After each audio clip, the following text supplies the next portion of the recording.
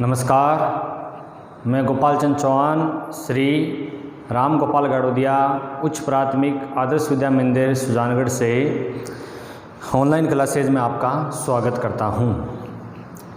Online classes की इस कड़ी में आज हम कक्षा 7 विज्ञान विषय के पाठ संख्या 4 ऊष्मा के बारे में अध्ययन कर रहे हैं। इससे जो पहले वाला वीडियो आया था उसमें हमने इसी पाठ के बारे में पढ़ा था। उससे पहले हमने पढ़ा था डॉक्टरी थर्मामीटर के बारे में। आज का हमारा टॉपिक है ये प्रयोगशाला तापमापी ऊष्मा का स्थानांतरण, इसको हम आज पढ़ेंगे। तो सबसे पहले अपन देखते हैं प्रयोगशाला तापमापी। हमने जब पिछले वीडियो में इसे पढ़ा था कि डॉक्टरी थर्मामीटर होता है वो व्यक्ति के टेम्परेचर का हिसाब किताब करता है, यानी हम मनुष्य के जो बॉडी का है टेम्परेचर उसको उससे मापा जाता है। और जो ये थर्मामीटर है प्रयोग से इसके से अपन किसी और दूसरे का ताप कर सकते हैं, जैसे पानी का है, दूध का है, किसी और चीज़ का, गर्म वस्तु का या ठंडी वस्तु का। डॉक्टरी थर्मामीटर से केवल मनुष्य के शरीर का ही अपन टेम्परेचर ज्ञात कर सकते हैं। तो अब अपन पढ़ते हैं प्रयोगशाला तापमापी। जैसे कि हमने अब अपन जैसे डॉक्टर उसका तो माप लिया, तो अब अपन जैसे कोई गर्म पानी है या दूध है या पानी मान लो ठंडा है, कुछ भी है, उसका हम टेम्परेचर किस प्रकार से ज्ञात कर सकते हैं। तो इसकी सेम प्रक्रिया वैसे ही है। इसकी भी जो तापमापी होती है वो वैसे ही होती है जैसे डॉक्टर थर्मामीटर की थी, लेकिन इसमें जो बल्ब होता है इसको जैसे ये एक चित्र से अपन समझ सकते हैं। जैसे एक पानी का ये बीकर है, इसमें पानी भर लिया अपन ने, ये हमारे पास दो थर्मामीटर है, ये प्रयोगशाला तापमापी है। तो इसको पकड़ के अपन इसको पानी के अंदर डालेंगे और डालने के बाद में अपन को ये ज्ञात रहे, ध्यान में रहे कि जो इसका बल्ब है वो इस पेंदे से या इस बर्तन के किसी चीज़ से टच नहीं होना चाहिए, यानी टकराना नहीं चाहिए। और इसका जो हिस्सा है वो बल्ब वाला हिस्सा पूर्णतः डूबा हुआ होना चाहिए और एक ये ऊर्ध्वाकार स्थिति में हो, यानी एकदम सीधी स्थिति में हो। इस स्थिति में और इसका जो प्रेशर होता है वो 10 डिग्री सेल्सियस से 110 डिग्री सेल्सियस तक का होता है। तो अपन इस पानी के टेम्परेचर को नाप सकते हैं। जैसे अपन इस पानी के जार में यानी बीकर में इसको डालेंगे तो अपन को पहली बात तो इसको नीचे पेंदे में टच नहीं करवाना है, साइड में भी टच नहीं करवाना है, और इसको एकदम सीधी स्थिति में रखना है। और डालने के बाद में कुछ समय के लिए इसको रखते हैं जैसे, और उसके बाद में इसको वापस निकालने से पहले इसका टेम्परेचर अपन इसको जो है इसका अपन चेक कर सकते हैं कि उस पानी का तापमान कितना है। ज्ञात रहे कि इसको अगर जो अपन वापस ऐसे है कि इसको पानी में डूबने के बाद में इसका निकालेंगे तो ये पारा है वो नीचे सरक जाएगा, तो इसलिए इसको पानी में रहते हुए इसका ज्ञात करना अपन को है।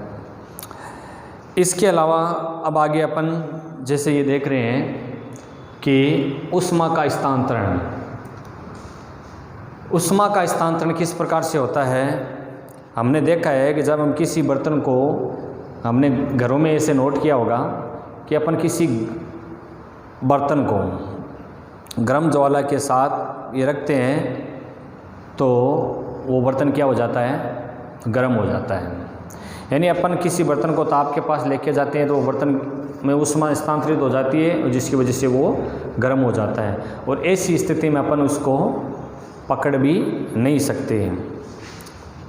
तो इसमें वो बर्तन गर्म होने का तात्पर्य क्या हुआ कि उस बर्तन में ऊष्मा का स्थानांतरण हो गया, यानी उस बर्तन में ऊष्मा स्थानांतरित हो गई। जब बर्तन को अपन यानी उस बर्तन को अपन जब उस ज्वाला से या उस ताप से, आग से हटा लेते हैं तो क्या होता है कि वो बर्तन धीरे धीरे ठंडा हो जाता है।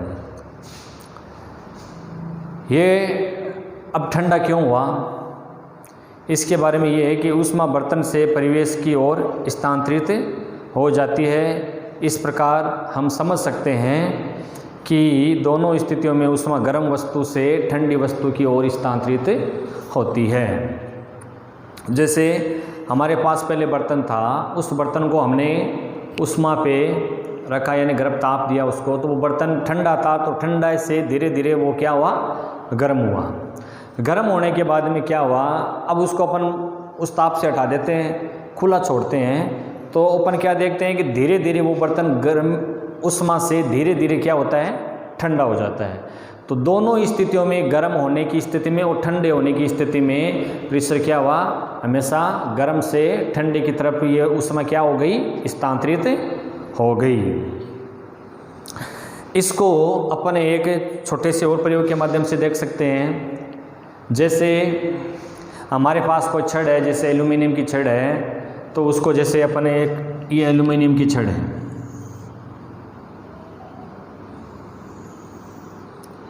इस एल्यूमिनियम को छड़ को अपन ने किसी जैसे ऐसे मान के चलते हैं, जैसे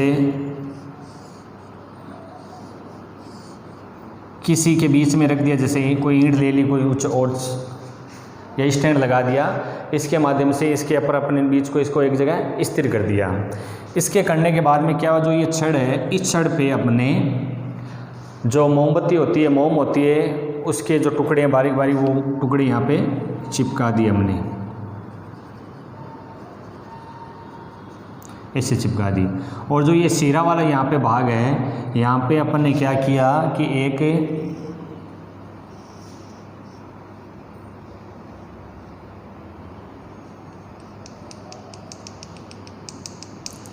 मोमबत्ती जला दी। क्या जला दी, मोमबत्ती। मोमबत्ती जलाने से पहले ये पूरी जो छड़ है वो एकदम ठंडी है, और ये स्टैंड पे खड़ी है, यहाँ पे मोम के अपन ने इसके जो टुकड़े हैं वो यहाँ पे इसके चिपका दिए। अब देखने क्या है, जब हमने इसके मोमबत्ती के इस हिस्से पे हमने इसको ताप देना शुरू किया, यानी उष्मा देनी शुरू की। उष्मा देना शुरू करने के बाद में क्या होता है कि धीरे धीरे ये जो हिस्सा है वो गर्म होना प्रारंभ होता है। गर्म होने के बाद में क्या होता है कि धीरे धीरे यहाँ से ये उष्मा है इसकी तरफ स्थानांतरित होना प्रारंभ हो जाती है।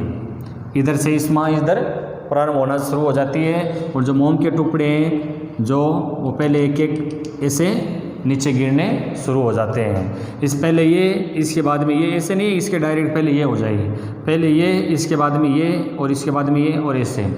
तो उष्मा क्या है कि वो ठंडे से, यानी जो एकदम यहाँ पे जो हिस्सा है जहाँ यहाँ से शुरू होके और धीरे धीरे वो आगे स्थानांतरित होती है गर्म से ठंडे की तरफ। दोनों ही स्थितियों में इस प्रकार से ये स्थानांतरित होती है। अब देखिए चालक। चालक किसे कहते हैं, वह प्रक्रम जिसमें उष्मा किसी वस्तु के गर्म से ठंडे सिरे की ओर स्थानांतरित होती है, चालक कहलाती है। वह प्रक्रम जिसमें उष्मा गर्म से ठंडे की ओर स्थानांतरित होती है वो क्या कहलाता है, चालक। अब उष्मा का स्थानांतरण के बाद में अपन देखते हैं इसके दो रूप है, जैसे सुचालक है और कुचालक है। उष्मा का सुचालक रूप कौन सा है और कुचालक रूप कौन सा है। सुचालक रूप वो जो पदार्थ अपने से होकर उष्मा को आसानी से जाने देते हैं, यानी वे पदार्थ जो अपने आप से होकर उष्मा को एकदम आसानी से आगे की तरफ जाने देते हैं वो क्या कहलाते हैं, उष्मा के सुचालक कहलाते हैं। जैसे कि एल्यूमिनियम है, आयरन है, लोहा है, कॉपर है, तांबा है, इस प्रकार के जो पदार्थ हैं वो क्या है, उष्मा के सुचालक है। इनमें से जो उष्मा है वो आसानी से स्थानांतरित हो जाती है। इसके बाद में है कुचालक, जो पदार्थ अपने से होकर उष्मा को आसानी से नहीं जाने देते, यानी वो इतना जल्दी या एकदम आसानी से इसको जाने नहीं दे पाते हैं, वे क्या कहलाते हैं, उष्मा के कुचालक कहलाते हैं। जैसे वो पदार्थ कौन से हैं, लकड़ी और प्लास्टिक, ये दोनों उष्मा के क्या हैं, कुचालक, और इनको उष्मा रोधी भी कहा जाता है। तो अब हमने इनके कुछ भागों के बारे में पढ़ा, उष्मा का प्रयोगशाला तापमापी, उष्मा का स्थानांतरण, चालक और कुचालक, इनके बारे में। तो बस आज के लिए इतना ही। धन्यवाद।